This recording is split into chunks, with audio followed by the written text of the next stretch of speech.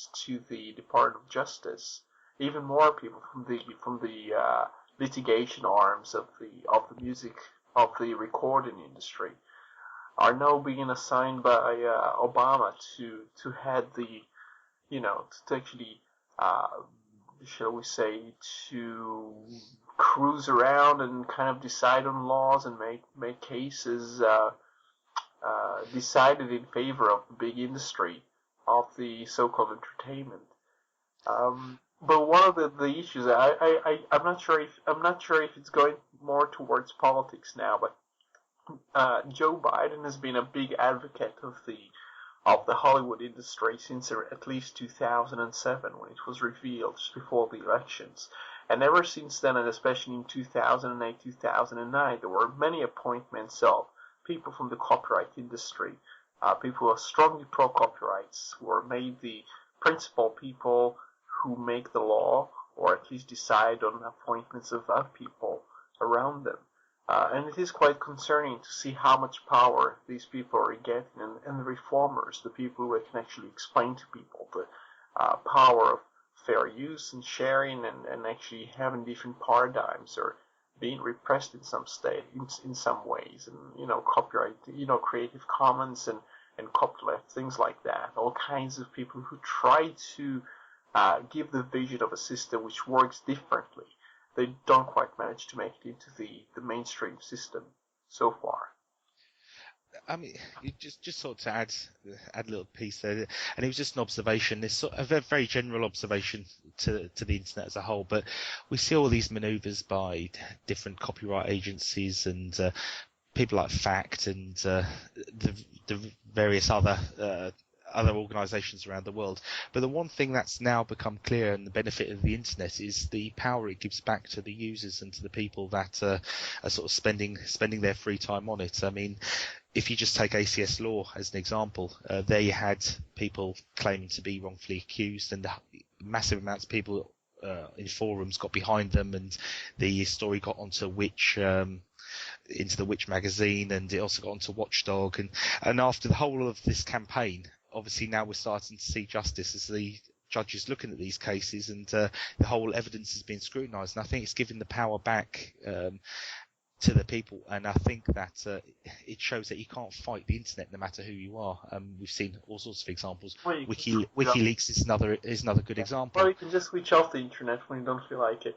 Well, yeah, certainly. That's actually a very important case, because it shows you, first of all, it shows people in the United States now that Egypt is actually shutting down the internet. It reminds people to decentralize more, to also have ISPs which are more independent from the orders of any sovereignty, things like that, which did actually exist.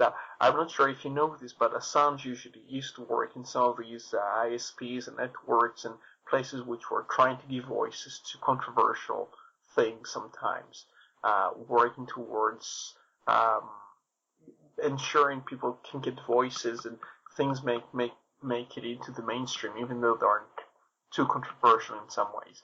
And now especially we're seeing it. I'm not sure if you know, but what happens in Egypt is partly fueled by what people see from the cables. I don't really want to say WikiLeaks, because the cables just happen to land mostly in WikiLeaks' hands, and WikiLeaks then works with all kinds of news agencies and trying to make sense of the documents. And I've seen quite a few of them myself, and I try to share as many of them as I can on my site.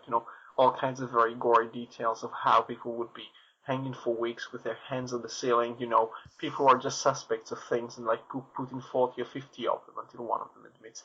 Things like that, which would make people extremely angry, especially about abuse by the police, and then they use that as a reason to go out to the streets, and then you shut them down the internet, which is kind of a stupid thing, because then people get bored and they go outside. I mean that's the thing you want to do, is to force people to say, oh gosh, they switch off the internet and they go outside.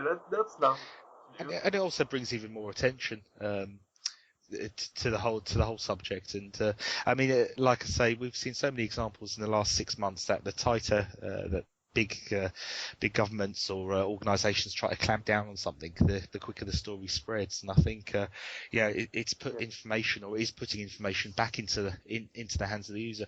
Do they have a right to know? Well, yes, if it's an injustice, completely yes. And I think we need to. I think the world would be a better place if we had a more open policy with the government and with some of these organisations. And I think the internet's showing, certainly some governments, that you can't fight it, and people power is probably quite a powerful thing to take on. So that's probably a good thing for the future.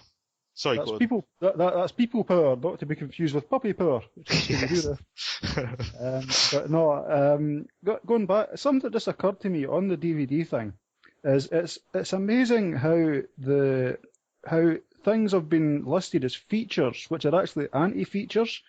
I mean, you look at, I kid you not, you look at a DVD listing, the feature set, you look on eBay, you look on whatever, Tesco, Comet, whatever, Dabs, you look at any of these sites, you look at the features, and you've got like skip track and menus and all this, and one of them says, plays region 2 discs. Isn't that great? Isn't that absolutely great? I think there's 9 regions, I think, or maybe 7. The porn industry, the porn industry is the only one that's got some common sense. They use region code 0, which means that technically they've got to have a region code, but region code 0 means it'll play on any machine. Everyone else, in America, you've got region code 1, in the UK it's region 2, there might be 5 actually, but anyway, they're selling you as a feature that it only plays, we'll call it 6, but only plays 1/6 of the DVD content out there. That's a feature, apparently. That's something that you would actually want, that some the consumers would actually want. It's the Orwellian thing of naming something that's completely ass backwards, and people think it's good for them. Digital rights management, yeah, somebody's looking after my rights. Well, not actually, they're not your rights, they're the right holders. From your perspective, it's digital restrictions management, because it gives them the right to restrict your ass. So it's a bizarre. It says, it plays DRM files. I mean, so it's going to block me. That's a feature that's fighting against me. It's a feature. So it's bizarre that people look at that and say, oh, I mean, even you can't go and buy any company that also is in the content industry, like Sony or like Philips or anything like that.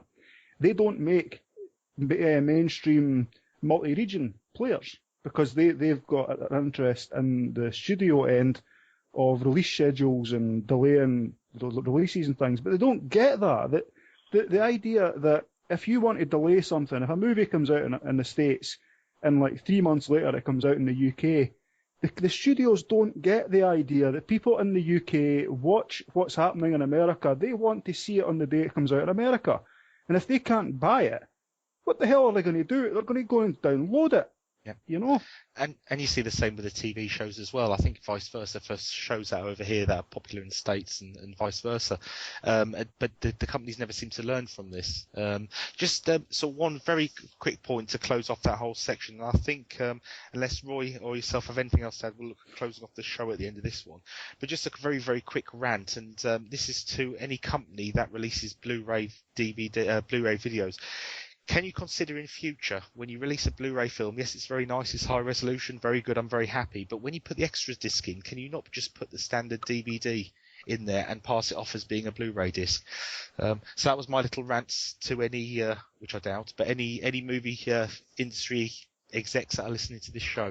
Yeah, they're all going to line up and listen to here, unless we're on iTunes. Are we on iTunes? I don't think we are we? I don't think so. No, we're probably. Are we banned from iTunes? Criticising Mr. Blow. Yes. We haven't praised Apple at least 20 times in the show, so I don't think we'll be allowed on iTunes just quite yet. But Roy, if you're happy, what I'll do is I'm going to throw the last track for the day out, the track of the show. Is it copy protected?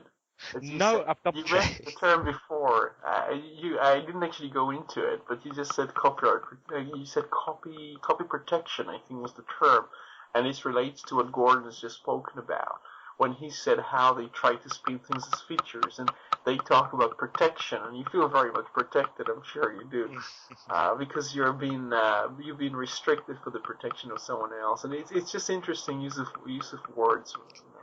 Yeah, it's repeat the same words as well. Yeah, it's like Windows' genuine advantage. The advantage is that it constantly scans you and checks you.